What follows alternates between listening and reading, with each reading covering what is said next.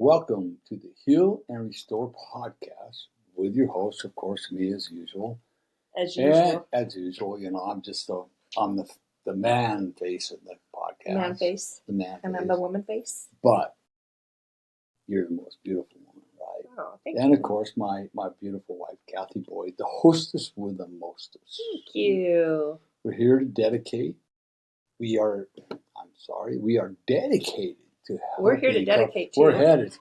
And we dedicate all these to the people we're helping. Yeah, That's true, definitely. right? So we are dedicated to helping couples and individuals strengthen their relationships through healing, both honest conversation. That is the most important, I think, in this healing process. Yeah. No, I agree. And we dive into topics like, for instance, communication, which is going to help your conversations, forgiveness, intimacy, the difference between emotional intimacy and physical intimacy. The emotional intimacy is a precursor to phenomenal physical intimacy. There you go. Okay. A family and emotional connection. Yeah. Because healthy love starts with what? A healed heart. A healed heart. Yeah, exactly. And that's our goal, is always have a healed heart. Always. Tune in each week and take the next step toward restoring what matters most. Yeah. Relationship with yourself, and then the relationship with others. Partner. Yeah, good. So we're going to start off today. I just want to make this. We're going to kind of go away from the relationship thing today, but very important. Oh, it still affects relationships. And it very much does affect relationships. Definitely. So that's one of the reasons we're going to do this one. So today's episode is one that's deeply personal to both Cathy and myself. Right. And one that's often avoided in most conversations. It's called the cancer no one talks about. Yeah. Right? Here we go. And when you hear the word cancer, what comes to mind? Maybe it's breast cancer, colon cancer, pancreatic cancer. Common. We think of doctors, fundraisers, support groups are important, and communities coming together to fight for hope and healing. Yeah, and definitely. those are they're out there. I mean, they're everywhere. Necessary. They're very necessary. Yeah. You can find them in almost every community. It's Right. very important. Yeah. But there is another kind of cancer, and one that does not show up on medical scans. Yeah. Yet eats away at the soul of countless and spirit, the soul and spirit of countless men and women across the world. Yeah, And this cancer is childhood abuse, primarily sexual abuse. Yeah. And yes, we're going to go there today. Yeah, we are. So let's talk about the story behind the title, because I think that's really important to understand. Randy, when I first heard you share your story, what really struck me and stood out to me was how you tied it to something that people can visualize, and that's cancer. It's very common. I think cancer affects a lot of people, a lot of families, but because everyone understands the devastation that cancer causes. But this is the cancer of the soul. Most people don't even want to acknowledge it. So we're going to have to dive in, but that's the whole reason behind this and why we're calling this the secret, quiet cancer that nobody wants to talk about. And it definitely is a cancer. So exactly. Remember,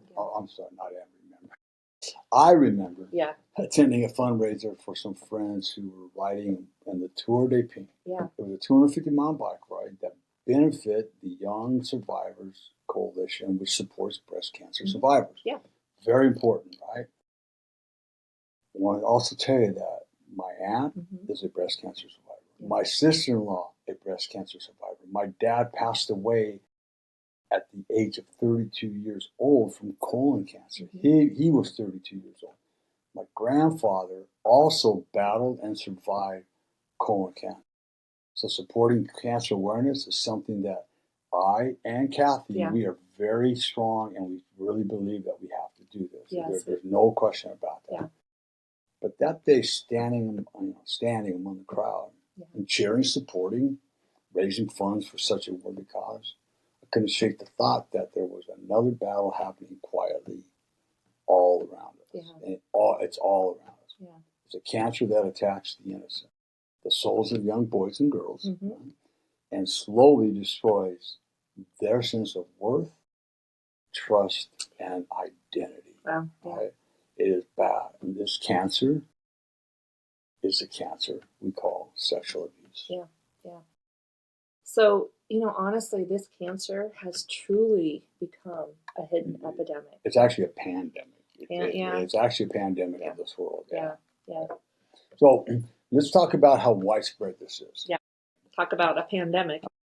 Here we go, all right? Yeah. According to the Lisa Project, 1 in 4 boys and 1 in 3 girls will be sexually abused before the age of 18.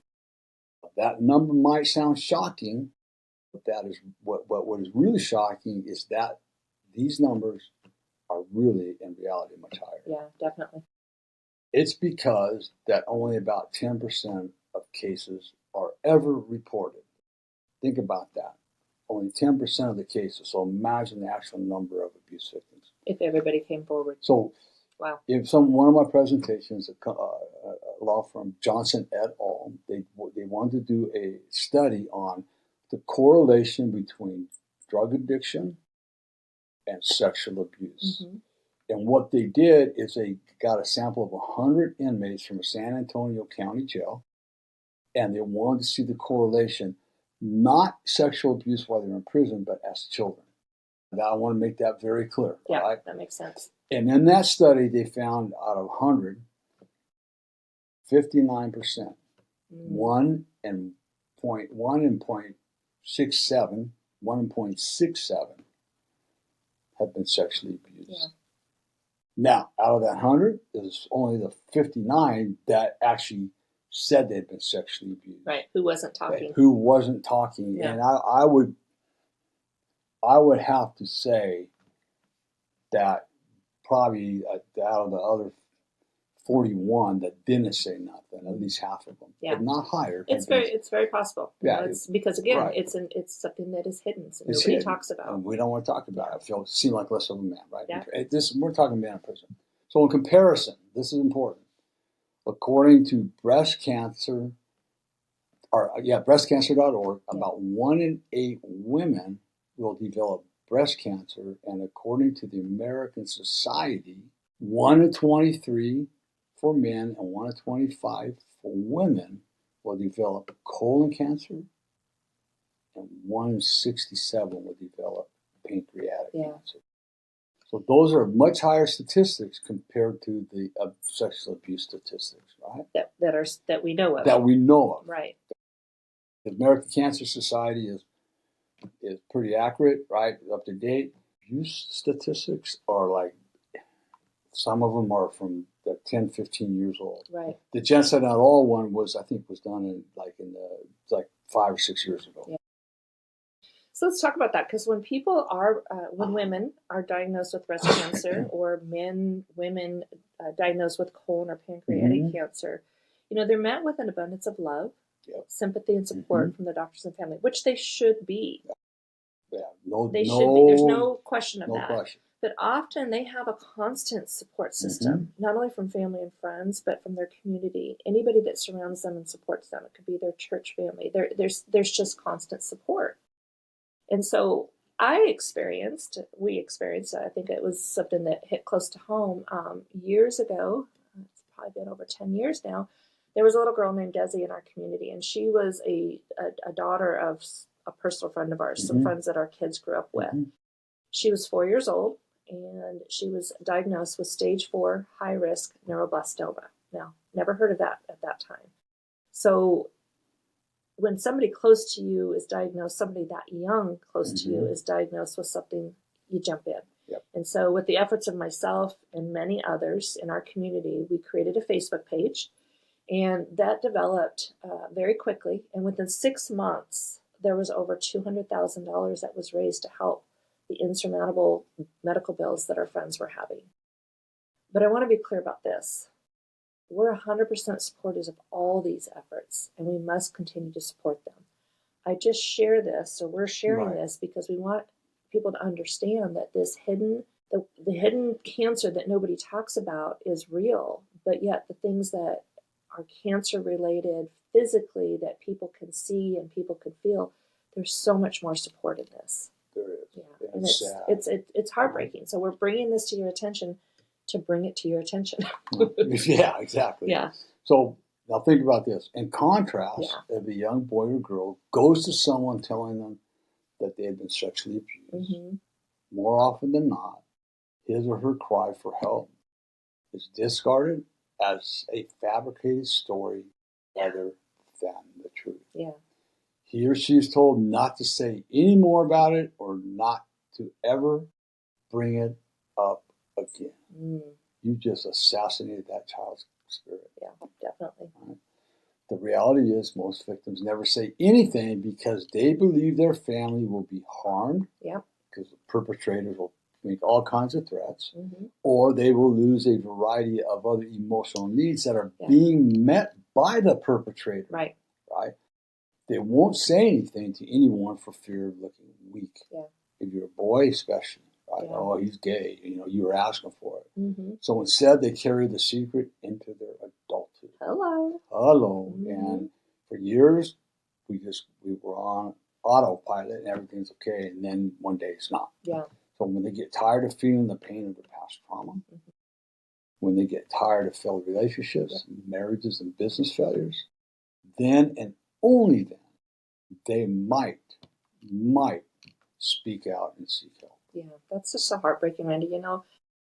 I think what's even harder is that when someone has cancer, the world rallies around them. But when a young boy or a young girl is abused sexually, they're met with silence and disbelief. And what a very painful, dark place for them to be. And just a real quick add to that, that's really important, is that remember a really good friend of mine, Greg B, right? When I told them what I was doing and what happened to me, they were astonished. They go, no way. That does not happen in this world, Randy. You go, I'm telling you. It happens and it happened to me. So people are unaware of this, right? Yeah. So think about it. Excuse me. Think about it. Again, when someone is diagnosed with breast or colon cancer, they're surrounded by love, prayers, fundraisers, and community support. But when a young boy or girl finds the courage, that word courage, right, to tell someone they have been sexually abused, more often than not, they're told to stay quiet. Or worse, not believed at all. They're silenced, and that is a tragedy. Yeah. And you wonder why people don't say things to anybody about anything anymore in today's world. Yeah, they just keep their mouth quiet and they go on. And I think that the hardest part is that there is a cost of that silence. That silence, it's so destructive. There's so many men and women that we have worked with. Right. Not counting yourself, but the men and women that we have worked with that have carried this pain for decades before saying a word. And in most cases, other behaviors and actions come out. And it's not till we get working with them that we get to the root of what's causing those behaviors. So many destructive behaviors for men and women. This is where I'm really grateful for Cathy, because I carried that secret into my first marriage and it absolutely destroyed that marriage. Yeah. But when I met Cathy, she was the first person at, I think it was 25, 26 when I met her. She was the very first person that I revealed. Yeah, no, it's devastating. So you're right, Cathy. Most don't come forward until they're completely exhausted, tired of failed relationships, addiction, anger, and loneliness. What they've done is they've hit an emotional rock bottom. And at that time, I want to just elaborate real quick on that. There's two roads that we can take, and it's a choice. We have a choice at that point. Am I going to seek help and work through this pain, or am I going to dive off even deeper into a dark world of drug addiction, whatever that is, to mask my pain? Right. There's two choices. Yeah. And far too often, too many people take the wrong choice, make the wrong choice, right? Yeah. And when we finally do speak, it takes incredible courage. Yeah. But too often that courage is met with more rejection. People say, that happened a long time ago. Get over it. I heard that countless times. Yeah, definitely. And that just does nothing but pour more shame on me. Right? It's devastating. And that's the devastating part about this. Yeah. Because what that victim hears is, my pain doesn't matter. Your pain doesn't matter. Yeah. Right? I don't care how you feel. Right? And we grew up with that. Yeah. Okay.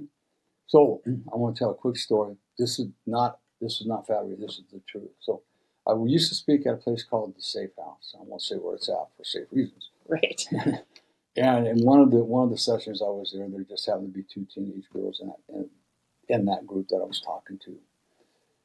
And one of them said this, they said, Randy, when I was 9 years old, my grandfather told me he's going to show me how I'm supposed to take care of men. How you're supposed to treat a man. How you're supposed to treat a man. Yeah.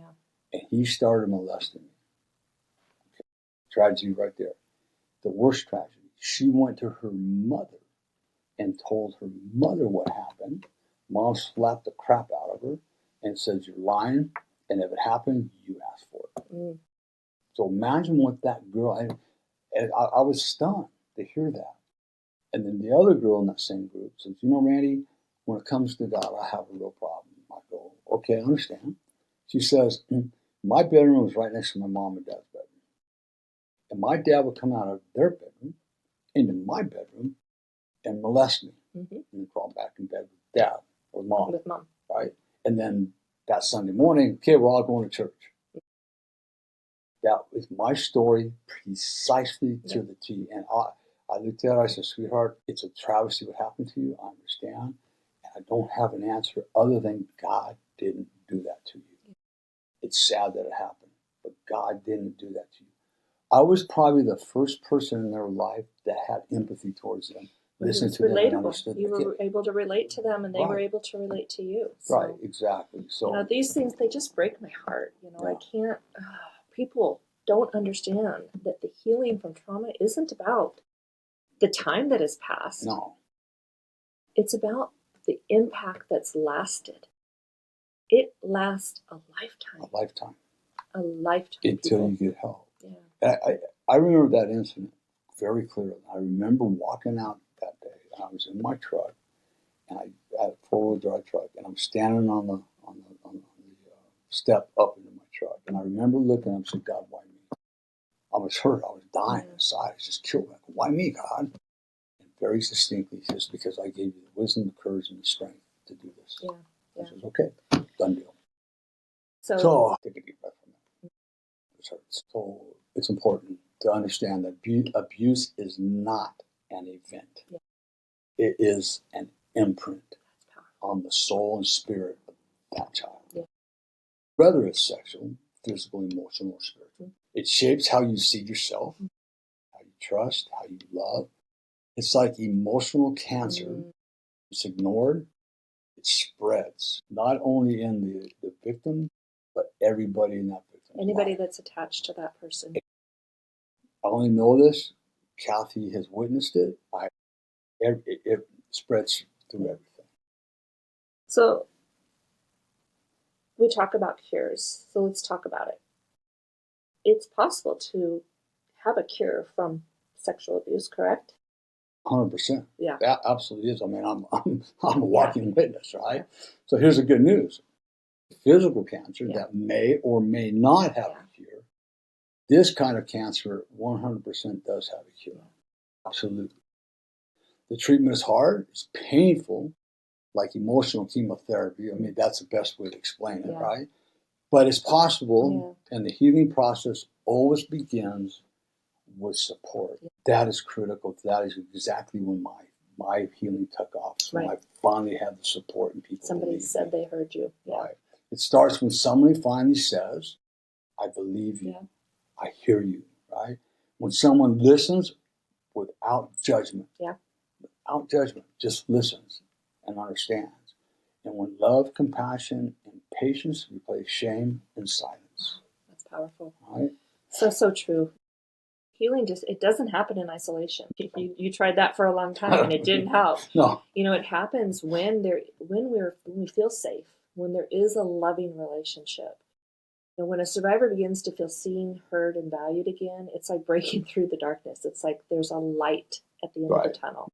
So we want to be able to give that to a survivor. We want them to feel seen. We want them to feel heard. We want them to feel valued. We want to create a safe, loving place for them to heal. And that's what we display to every one of our clients. Yeah. Every one of them. Yeah. Right? And that's what happened, of course, for me, right? Yeah, all absolutely. That is what started mine. Almost 30 years ago, I found myself crying out to God, asking why he didn't just take me when I was often when I was 15 and dead on the ground after a motorcycle accident. Actually, what I would say is that moment was, we've been married 42 years. So that moment was 42 years ago, not 30 years ago. For a fact, it was 42 years ago. I remember right where we were at, the bicycle shop in Cypress, California. When I said that's right. And before I could finish that thought, I heard it deep in my heart. Because you're here to break the chain of abuse in your family and to help others to do the same. And I didn't know we were going to have much time, more challenges. Didn't realize how long that was going to take or what it was going to take. In a big way, that was my turning point. Absolutely. At that point, I realized my pain had a purpose. Yeah. It didn't justify it. It didn't make it go away at that point. No. I still had years of doing what I had to do. Right. So, but you had a purpose. So, I think that's key, is being able to find your purpose and to be able to break those chains. So, for us, that purpose became the foundation for everything that you are today. Ooh, I'm going to get emotional. Everything that we've done since. Right. Founding the Courageous Healers Foundation, I thought was the first step. And then you wrote your book, Healing the Wounded Child Within. We started Heal and Restore Counseling as a result of that. And then just recently you added your new release. You're on a book mode here. The Healing Path, which is a survivor's guide to healing from abuse. Your healing continues through your own journey, and your own journey is a lot of times your writing. I think that continues your healing journey. And I know that those books have helped countless people. Yeah. I know that. They're still selling, so that tells us something. Yeah. Yes, and this has become my life work, my life work. Yeah. And I'm so proud to say our life work. Yeah. Cathy has been by my side through all of this. Yep. Right? She has never wavered one bit. Yep. So our life work naturally is to help men, women, and families heal from the wounds of abuse. Yeah. Right? 98%. I can't say 100. She won't let me say it. That's right. 98% of our couples, one or both, the reason they're having struggles is unresolved childhood trauma or experiences from the past. Yeah, definitely. That's all it is, right? I can't change what happened to me. Nope. It's done. It's over with. I can't change you as my wife, or you as my wife can't change how my abuse ended up hurting you. Yep. No, right? You can't. But we can use our story to bring awareness and hope to others, which we do. And that's what we want listeners to understand today. Yeah. Right? You can't always control what happened to you. No. It's done over. But you can choose what happens through you. Wow. You can choose from this moment, I'm going to break the generational curses in my family. Yeah, that's I'm not going to allow us to go anymore. Yeah, because, breaking those chains, it doesn't just heal one person, it heals those generations that you're talking about. That's right. So good. Oh, exactly. Healing yourself is the most courageous thing you can do for your family. Yeah. Your marriage, your children, and their children, your community, your business. It is this the most courageous thing you can do for, actually, the one thing that I'm not saying is it's the most courageous thing you can do for yourself. Yeah, absolutely. I mean, it takes a tremendous, when people reach out to Cathy and I, the one thing when we sit down for a discovery session, the first thing we say is, thank you for taking the first step. It takes a tremendous amount of courage and strength to do what you have done, and we want to recognize that right up front. Yeah. Right. So before we close, we don't want to just leave you hanging with statistics and all these things. We want to be able to share a few practical steps and ways that families can help those that are hurting. So for you as the family member, if you have somebody who has been abused, it doesn't matter if it's physical, sexual, emotional, spiritual, any of the abuses, we want to leave you with some practical ways that you can help. And it may not be a family member, maybe it's just somebody you know. No. Absolutely, Cathy, because you and I, the one thing that we've learned through our therapist, Deborah, is that we never leave our clients. We never let them leave our presence without having given them a solution for what we talked about. Deborah never let me walk out of her office tore wide open without giving me something to get through the process. Right. For us, it's action steps. We give them action steps to work towards that healing. And affirmations and so on and so forth. Yeah. So that's why we don't want to leave you hanging. No. Right? So what are we going to do here? What we're going to do is this. Number one, believe them. Yeah. If somebody comes to you, just believe them. The first words a survivor hears can determine their path toward healing or silence. Mm-hmm. Yeah. The very first thing they hear out of your mouth when they come to you, it's going to determine where they're going to go. So make that first word impactful for them. Very impactful. Wow. Thank you for telling me. I can't imagine what you've been through. Instead of, well, you just need to live. You need to learn to live. You need to learn to forgive. Forget, and move on. Forgive. And move on. Yeah. Sorry, I say that all the time and I left my brain. Yeah, right? That's because we're not supposed to say that. Yeah, right? That or it happened 30 years ago, right. blah, blah, blah. Get over it, yeah. We don't, no. So your first words are going to be the very impactful. Also, listen without fixing. Yeah. Right? Sometimes people just need to be heard. Yeah. That's the whole key. We don't need to be fixed. Yeah. That's not what we need. We need somebody to hear our pain, to hear us out, and validate it, number one. Yeah. And that's what started my healing journey when Deborah and who? Right. My counselor Betty Ford, Melissa, those two validated my feelings. Right. They said, yeah, you have a right to feel this way, man. After what happened to you, absolutely. Right. I can be mad at God. Yeah. Be mad at him, but let him know. Right. So don't quit carrying it around. Right. Right.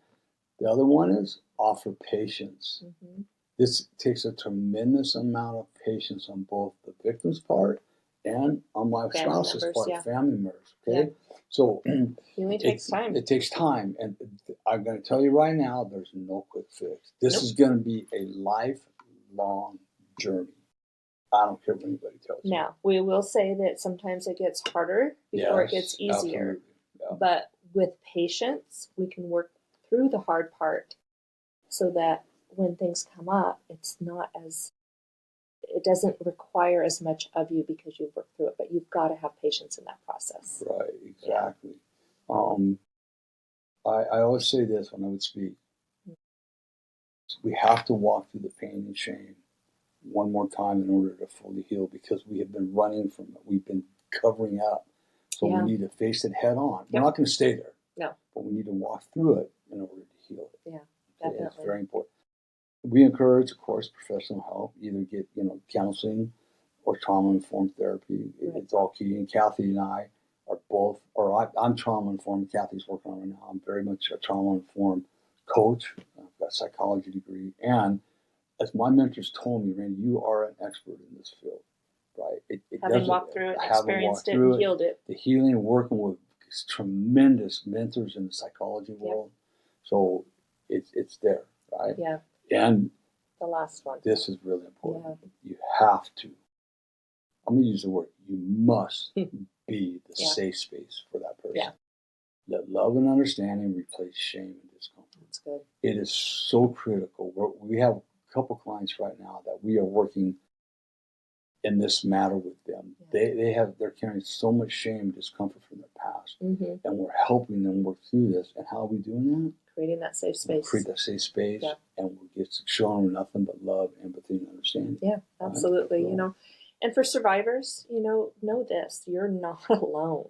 Definitely not alone, especially when you look at those numbers. Your pain's real, but so is your healing. And that's the one thing that's key. Your healing is real too. So I would also like to add, being a family, on the family side of things, that families can also heal from the experiences they've faced when a loved one has been abused. Mm-hmm. It's much like addiction. Abuse affects the entire family dynamic, and we've experienced that. And so I was able to heal through much of Randy's healing as well, because a lot of his behaviors and struggles that we had were a result of his abuse. But I also was able to heal alongside him. Yeah. So that's really key there. I didn't realize until I got in recovery how much my actions and attitude had destroyed Cathy. Yeah. Well, I would say that's a bit strong word, but it destroyed Cathy.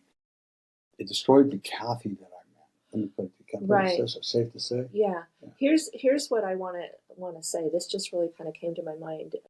Shortly after you had started your recovery journey and gotten through your treatment, we went to a grief share group through Betty Ford, and they tell you when you start this grief share group, I don't know, 6 weeks or something, that, when you come here, you might have something that you're grieving over, but that could change. And my mom had been gone for a few years, so I thought, well, death to me was the only grief that I could associate what grief was connected to, was death. So I started out in that journey thinking, I'm going to grieve for my mom. And I think it was like week 1 or week 2, I shortly realized that I think I had worked through the grief with my mom, or I was still in the process. But what was at my forefront was I was grieving the childhood that Randy lost and how that was affecting our marriage. And so I think that was one thing that we have to realize as family members. There's a lot of things that we grieve alongside a victim or a survivor of abuse. And so for me, that's kind of what started my journey to go alongside you as well. Not only for your healing, but for my own healing, because your childhood affected me. Exactly. Yeah. And that's what I'm not hurting nobody but myself. Oh, yeah, no, it affects you're hurting a lot of people. You can touch them, it affects them. Right, exactly. Yeah. So, as we close, I'd like to say we may never completely eradicate sexual. It's going to be impossible. I'm going to say that in our lifetime. Yeah. But we can bring it into the light, and this is mandatory. Yeah. We have to start bringing it into the light. Yeah. We can educate others, which Cathy and I love to do. We can replace silence with compassion and empathy. We can walk with those who are ready to heal. Yeah. Right? I had to be ready to heal. I was sick and tired of being sick and tired.